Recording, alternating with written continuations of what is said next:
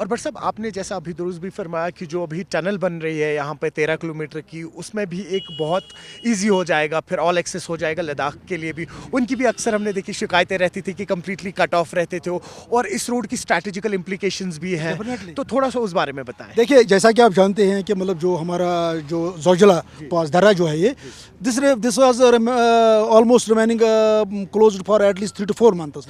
Now the things have changed altogether. As of now, the vehicles are coming from the Leh and vehicles are going to Leh. As on date, this is the present status of the Leh.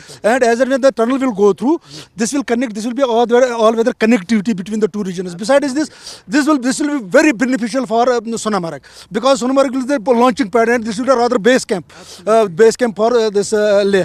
Besides this, I have forgotten to tell you something regarding this Poniwalas. You might have met these Poniwalas, you might have these Sono scooter.